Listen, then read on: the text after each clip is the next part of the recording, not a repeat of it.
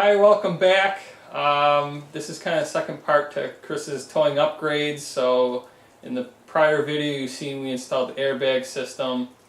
In this video we're going to install what you have here. It's basically a commonly referred to as a weight distribution hitch setup. For most people who have travel trailers have these.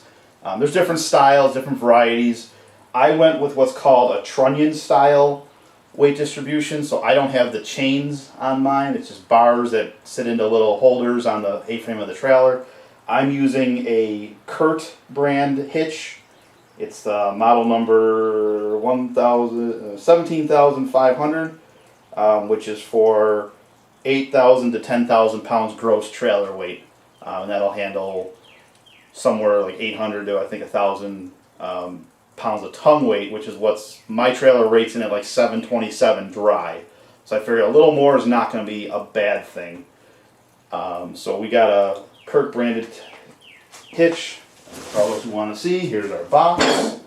It is heavy, so if you do order one of these, be prepared to have someone help you lift it. This is a heavy setup. Basically, we've got a shank that goes into the hitch receiver on the pickup truck. We got a head assembly which has the ball and different adjustment points, and then the bars sit into these two, and we'll bring you in for a closer shot here shortly. Yeah. And then there's the bars themselves and the parts that mount to the A-frame that actually receive the bars, and then these little keepers. So we'll bring you in for a close shot of the parts and pieces we're going to set up today and get it dialed in on the truck with the trailer. And obviously every truck and trailer is going to be different, so you're going to have to read the instructions and see how your particular hitch needs to be adjusted to accommodate your particular truck-trailer combo. All right. Yeah, we'll show you the parts up close. This way you know what you could expect when you open the box. All right, here's the close-up shot of the parts. Now again, I'll just run through. We got the shank, which is the part that goes in the truck, and this can be used in either a drop fashion or a raise, depending on what level you need to achieve. So this is multi-purpose. We got our bars. These are the trunnion bars that take the weight distribution. The actual head assembly, which is where we got our ball and where the bars gets received into these receivers, we'll call them. I'm not sure the technical term of it, but we'll call them receivers for the purposes of this video.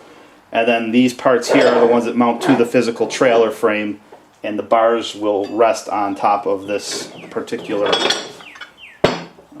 seat there, and then this little keeper goes in to like so, keep the bar in place. So once we get it all installed, it'll probably make a little more sense than looking at some random stuff on a table. First thing I do is take a few measurements to see where and what we need to mount the head assembly, and we'll get into the install. So without further ado, we're going to start putting this thing together. Still raining a little out here in Buffalo, so bear with us with that. So we took our measurements. Because it's raining, we didn't drag you out there to watch us, and it's hard to see the tape measure anyway. So we measured we have the trailer sitting level on a level surface, and we measured from the pavement to the top of the coupler. That's 19 inches. And then we measured the front and rear bumpers of the truck on that same pavement, and it's 29 in the front, 30 inches in the rear. So we need those measurements. Those are kind of our baseline for when we set this up. Obviously, disclaimer here is read the instruction manuals that come with your hitch and follow those. This may be different than the hitch you may choose to buy, so make sure you reference your particular hitch's owner's manual. Okay, so we're about ready to set we got the shank into the truck, as you can see. We're getting ready to mount the head, which has got the hitch ball and everything assembly to the shank. This is where the measurements come into play. So we measured our pavement to the top of the coupler height is 19 inches. We want the ball height to be about 2 inches above that to accommodate to deal with the squat issue that we're going to have for the weight of the trailer. 19 inches is right about the second hole down. It's actually just below 19. We're going to start there. The ball sticks up about 2 inches or so. That should give us a good starting point. We can always adjust it as needed later. And then there's also a pivot adjustment, which you'll see a little bit later in the video.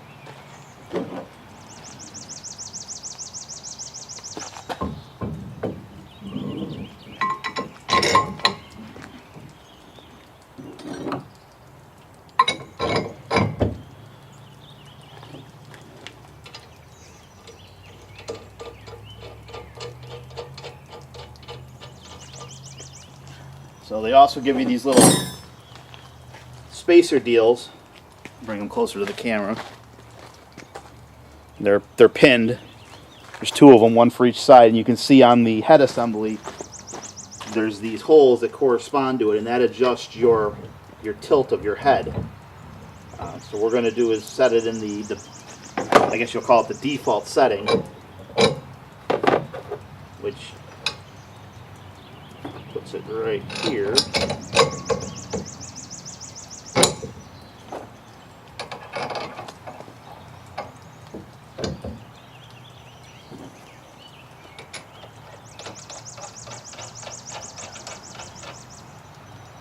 Okay, so that pretty much puts our head assembly together. We're going to tighten all that down. We're just snugging it for now until we get to the point where we're sure that's where we want it to be, and then we'll torque everything down to spec.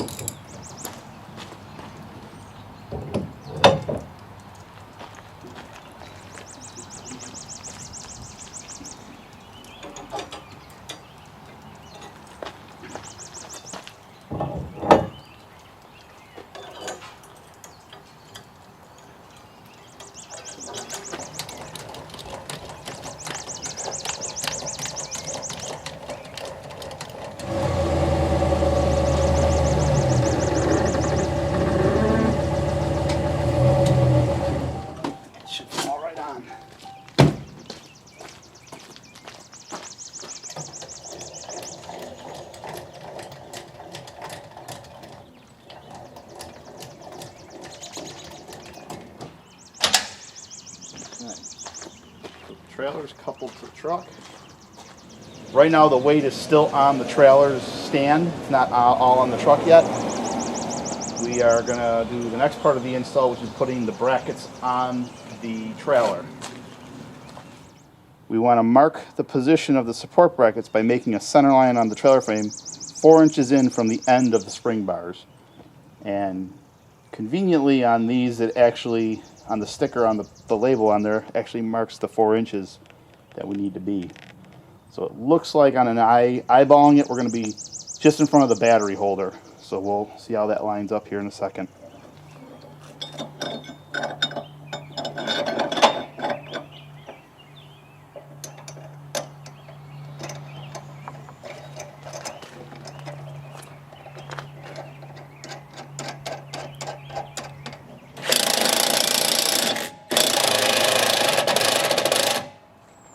Okay, so as you can see, we got the brackets on. Now for Chris's application, what we ended up having to do is flipping that top bolt so the bolt is actually facing out because of his battery box. So it's just we couldn't get the torque wrench on it to torque it down properly, so we just flipped the bolt opposite way. We also got the bars on, and we've been playing around with some of the adjustments for the bars and the knuckle. So Chris, if you just want to like catch them up on some of the, we made the adjustments off camera because there was a few iterations of the changes. We kind of wanted to spare you from all that, but be aware you're probably going to have to go through a few iterations yourself and see if you kind of find what works for you. But if you want to just let them know what we ended up.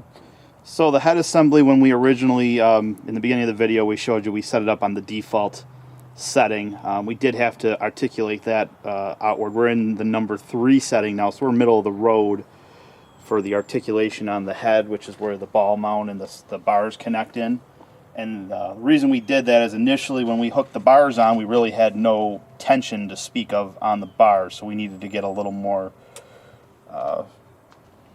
tension on the bars so they actually would do what they're supposed to do. And that was the way that the instructions said to do so, was to tilt that head assembly. So we did that. As Rick said, we did change the bolt direction just because of my battery tray and where we had to be mounted for those receiving arms. So now we've got this put together. We're going to lower the trailer on, hook the bars on, and kind of see where everything sits. So for reference, Right now we are still unloaded in the airbags with the trailer uncoupled.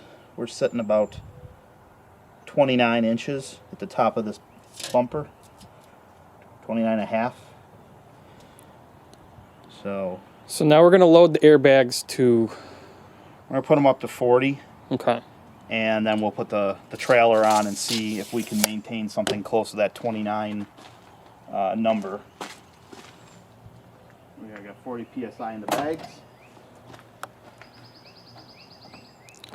One of the things I'll do for you too once we get this thing loaded on is I'll try to get a shot of the bump stops, just so you can get an idea of what suspension travel you'll basically have left once this thing's loaded up.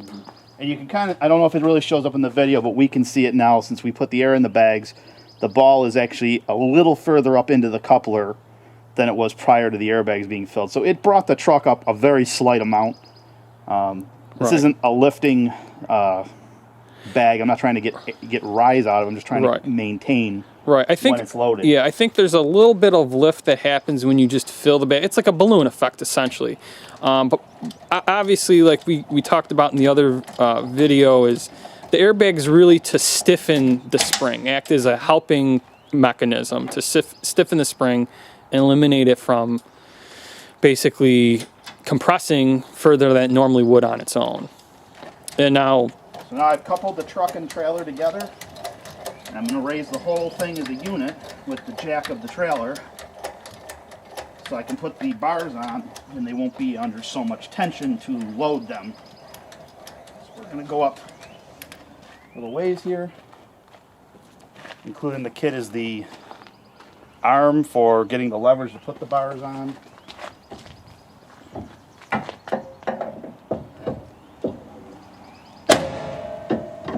That latched in. Now before, which you didn't see because it was off camera, we could do that by hand. I actually have to use the tool now, which is the way it's supposed to be.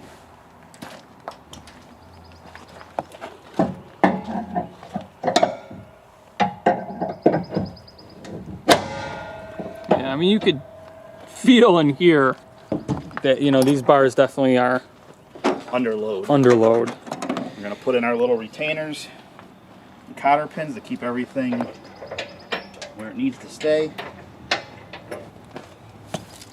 Once we got everything secured,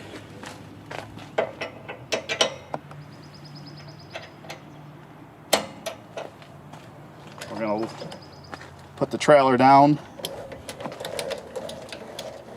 and put it all the weight on the truck and see where we're at. Now, like me and Chris were talking about, now the airbags is really going to do a lot of making it more anti-squat, and the weight distribution hitch is more anti-sway. But both working in tandem will do, basically they help each other in a sense, right? Wouldn't you say that's kind of fair to say? They're working together to provide a safer, smoother ride. Whole trailer weight all on the truck, on the hitch.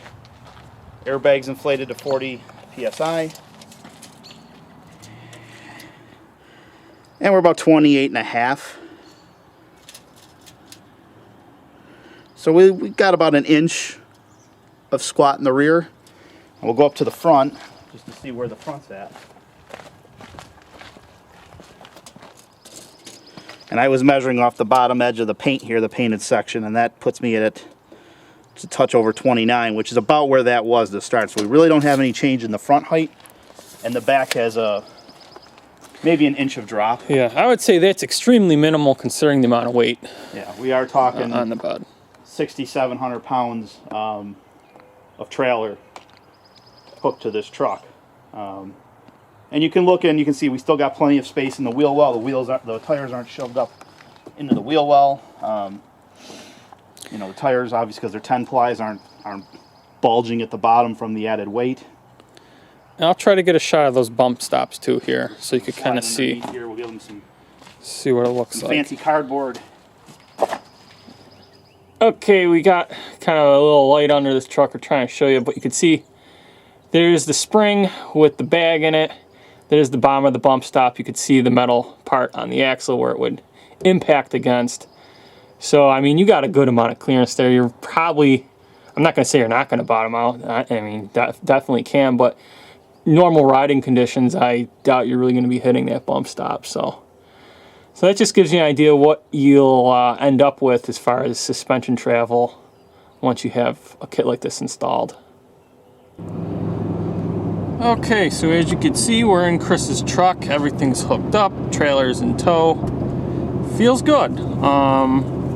We stopped, everything looks to be in order. Chris says it feels pretty good. I mean, what are your final thoughts on this? Well, we parked it went to a parking lot and looked at it from afar, and it seems like the trailer's pretty level. The truck's fairly level as well. There isn't a big, drop in the middle, so that's a good sign that we've got the weight distributed decently. Driving it, you feel it. It's just shy of 7,000 pounds, so you feel it back there, but it's not bouncing the truck around. We're not bottoming out on. We went over a couple little speed bump thingies in the one parking lot, and you felt a bounce and it recovered nicely. It didn't give you the worn out shock syndrome. And it didn't crash to the bottom, and hit the bump stops and give you a nice jolt. So I think we got it dialed in pretty well. There might be a few tweaks that we'll have to do over time, but as of right now, I'm pretty happy with the arrangement that we got going on here. And I think from a driver's standpoint, I mean, like I said, you feel it. It's definitely big. I mean, I've towed larger trailers, Joe's car trailer, etc., but this is just a big rectangular box on a frame, so it's about 12 foot tall total height. So you got to be conscious of that height issue now, which is something before I had a travel trailer, I really didn't have to worry about it with a pop-up or a car trailer because the trailer itself wasn't all that tall. But that seems to be doing good. I'm pretty happy. I think we got it pretty close to, if not right on where I want it. All right, so there you guys go. That's what you could expect out of the package we installed. Hope you guys found this video helpful. And yeah, subscribe, comment, share. Absolutely. See you in the next video.